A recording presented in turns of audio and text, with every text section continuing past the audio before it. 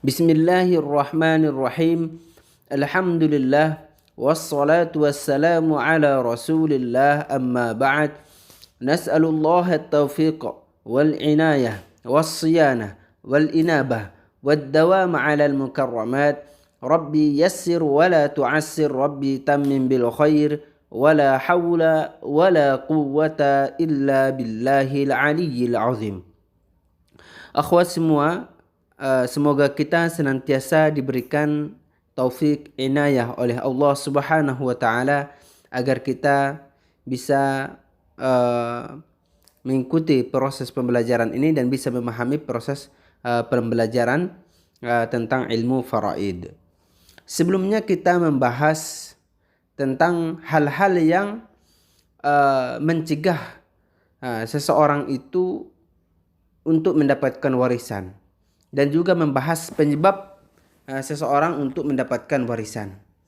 Nah, waktu itu kita menjelaskan bahwa penyebab seseorang mendapatkan warisan itu ada 3. Di antaranya disebabkan karena ada hubungan nasab, kemudian ada hubungan iktak atau ada hubungan memerdekakan, ya, wala wa nasab dan nikah, ya. Ada hubungan pernikahan, ada hubungan nasab, kemudian ada hubungan di mana seseorang memerdekakan hambanya. Nah, dengan hubungan itu maka terjadi hak waris satu sama lainnya. Nah, juga kita menjelaskan hal-hal yang mencegah seseorang itu untuk mendapatkan warisan.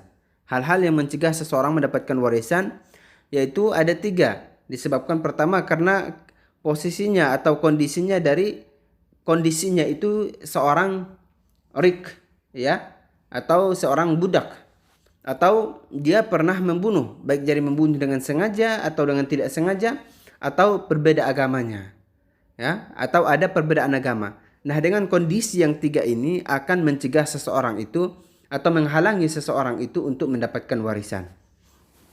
Nah, sekarang pembelajaran kita siapa aja yang mendapatkan hak waris. Siapa aja yang mendapatkan hak waris dari laki-laki, dari golongan laki-laki. Nah, wal warisuna minar rijali 'asharah asma'uhum ma'rufatun mushtahirah. Wal warisuna minar rijali 'asharah. Dan yang mendapatkan warisan dari kaum laki-laki ada 10. Asma'uhum ma'rufatun mushtahirah. Nama-nama mereka ma'rufatun itu dikenal, mushtahirah dan juga masyhur. Yang pertama, al-ibnu wabnul ibni mahma nazala wal abu wal jaddu lahu wa in ala. Al ibnu anak, ya, seorang anak, wabnul ibni cucu, ya, anak dari anak berarti cucu, mahma nazala sampai ke bawah, wal abu wal jaddu lahu wa in ala, dan juga seorang ayah, seorang ayah, wal jaddu dan juga kakek. Kakek dari siapa? Kakek dari ayah. Wa in ala dan juga sampai ke atas. Nah, jadi al-ibnu wabnul ibni mahma nazala yaitu pertama anak dulu, kemudian ibnul ibn, atau sampai ke bawah. Ibnul ibn misalnya cucu, kemudian anak dari cucu, kemudian anak dari cucunya lagi terus sampai ke bawah. Atau abun, ya, abun, kemudian kakek, kemudian kakek misalnya, kakek dari kakek misalnya, kakek dari ayah misalnya, kakek dari kakek misalnya sampai ke atas. Ya, seperti itu. Tetapi tentu dengan syarat-syarat tertentu. Ada syarat-syaratnya masing-masing. Akan ada syaratnya masing-masing. Dan itu akan dibahas di bab-bab selanjutnya. Wal akhu min ayyil jihati kana qad anzalallahu bihil qur'ana. Ya, wal akhu min ayyil jihati kana, dan juga saudara. Ini yang mendapatkan hak waris ini adalah dari saudara, termasuk saudara min ayyil jihati, dari arah manapun, baik jadi saudara kandung, atau baik jadi saudara seayah, atau baik jadi saudara seibu.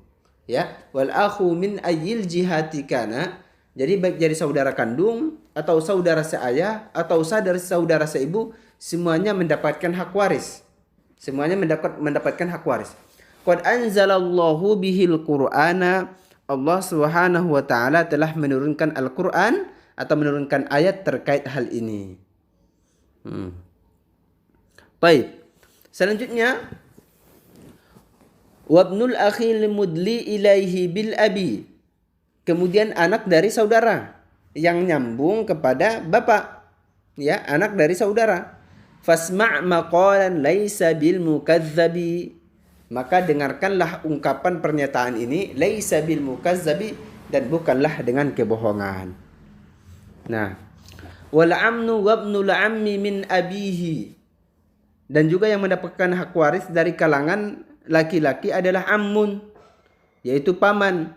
Wabnul ammi, dan juga anak dari paman, min abihi. Ya, anak dari paman dari pihak ayahnya.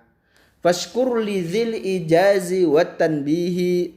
Maka bersyukurlah li zil ijazi wat tanbihi, dengan penjelasan ringkas ini dan peringatan ini. Kemudian siapa lagi yang mendapatkan hak waris dari kaum laki-laki adalah wazauju wal mu'tiqu dzul wala'i fajumlatuz dzukuri haula'i. Kemudian yang mendapatkan hak waris dari kaum laki-laki adalah az-zauj. Siapa itu? Yaitu suami.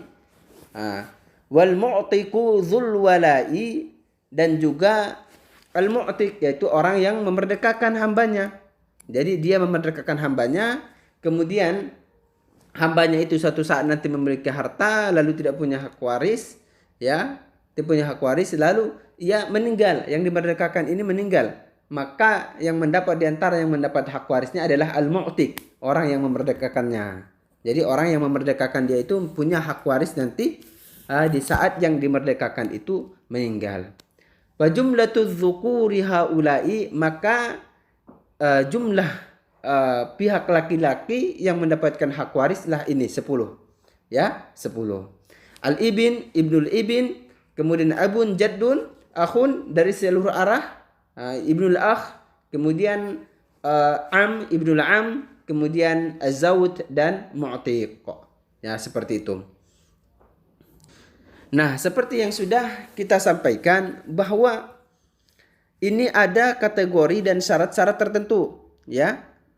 Ada kategori dan syarat-syarat tertentu. Artinya ada nanti hal-hal yang menghalangi seseorang lagi. Misalnya, ya, kalau abun ada, maka jaddun itu terhalangi. Kalau abun ada, jaddun itu terhalangi. Kalau ibn ada, maka ibnul ibn itu, cucu itu akan terhalangi. Ya, akan terhalangi. Seperti itu. Nah, nanti akan ada penjelasannya di bab selanjutnya, yaitu bab hijab. Siapa aja yang menghalangi hak-hak yang lainnya. Seperti itu. Nah, bagaimana kalau seluruh hak waris itu ada? Ya, misalnya ibn ada, abun ada, ya, ibn ada, abun ada, kemudian